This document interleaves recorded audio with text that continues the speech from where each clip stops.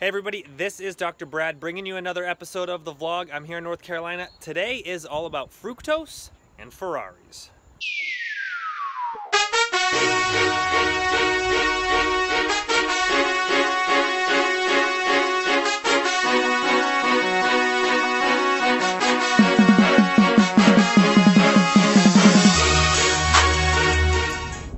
Alright, we're back in the truck. We're gonna call this time together in the truck in which we talk about stuff truck time. So, on this episode of Truck Time, we're gonna talk a little bit about fructose. So a lot of people don't really understand exactly what fructose is and how it's metabolized, and there's a lot of hyperbole and misinformation out there. So, fructose is a sugar molecule. It's a little bit different from glucose in its chemical structure, right? Exactly how it's different doesn't really matter for our purposes, but what does matter is, where it comes from and how it's metabolized and the actual effect it has on your body.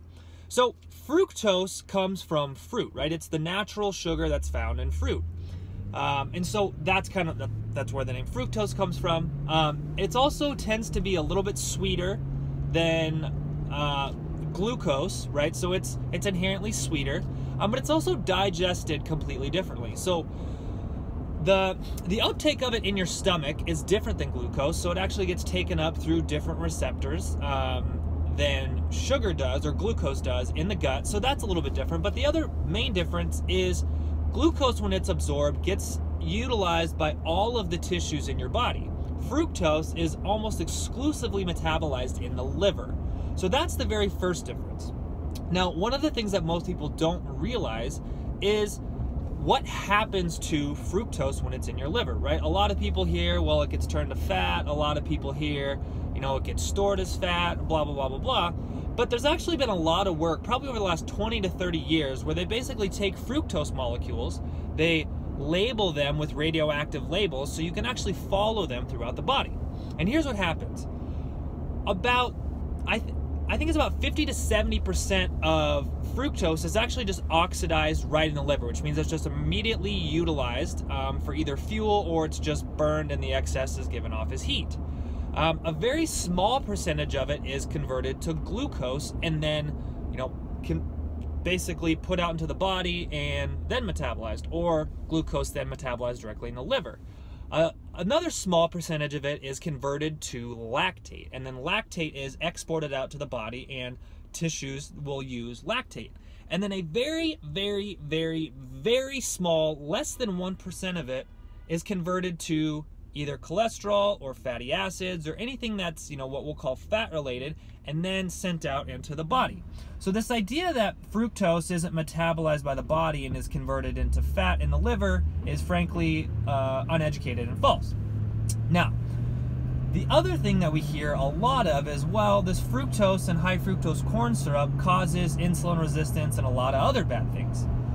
So if we take all of the literature and really summarize that into kind of some key points, one of the things that we know is that if you consume less than 100 grams of fructose in a day, the effect on blood lipids, so things like triglycerides or LDL, there's really no effect. Insulin sensitivity, same thing. Anything under 100 grams, you're pretty safe. Okay, so now what about the context of how much is 100 grams?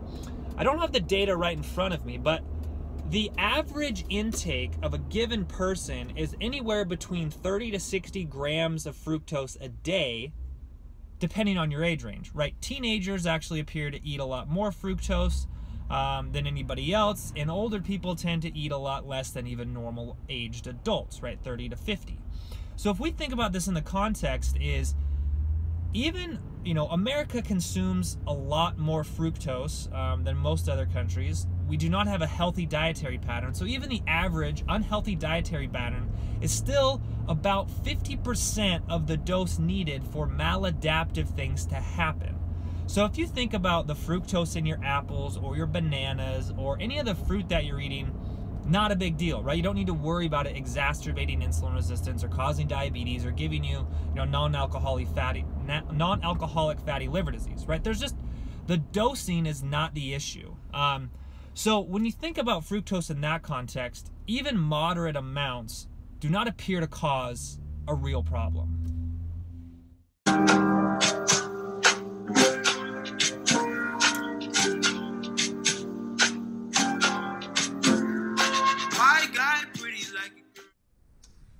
So you guys are probably wondering, why am I standing in my garage, an empty garage?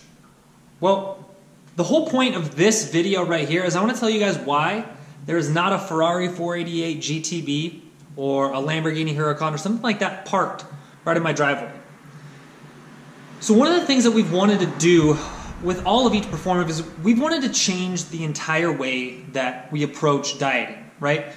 And there's been kind of two ways that it's been done, and we wanted to really take advantage of both. One is the passive data collection way, right? Like MyFitnessPal, Fitbit, all these things that can use data to help you figure out what you're doing. And then there's the other approach of, let's give you some dietary advice and guess at what you're doing, and hopefully structure some habits to help you lose weight.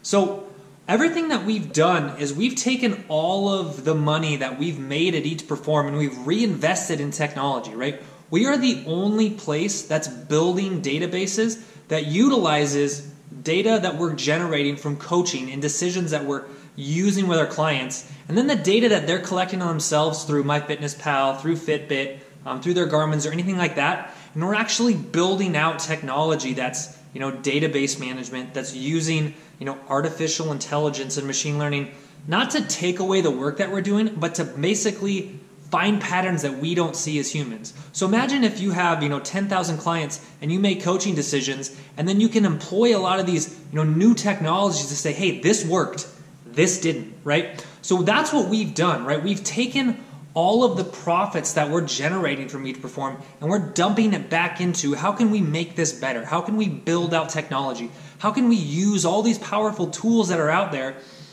and analyze the decisions that we've made, right? If we can use computers to analyze the decisions that we make and make us better, and use all these really cutting edge technologies to improve what we're doing, we're going to solve a big problem, right? So that's why, we haven't taken that money and bought cars like that. We're not living the laptop lifestyle on a beach, renting $10,000 houses for a week and, and working from there and spending time in the jungle.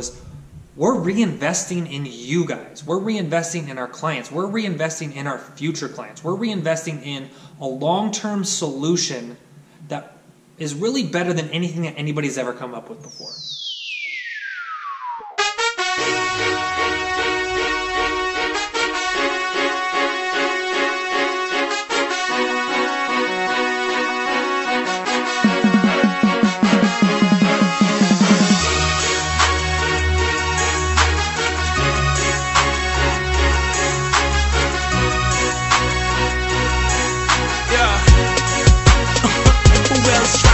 The health as a whole, ETP, yeah, that's noble. Change substance and food to power. Behold, the life-altering gift from the earth, packaged and resold. That's the crazy evolution bestowed. And in real life, we out there bringing the heat. Raw PRs with new passion in the gym, we complete. That's why we eat to perform. We got goals in our view. We got a tall order, gotta make the headline news. Yeah, we walk the same path, we're in the same shoes, shop at the same market, but we got different brews. It's not about the bars, we eating real foods. Slick macronutrient diet, yeah, that's the shit I gotta use. What?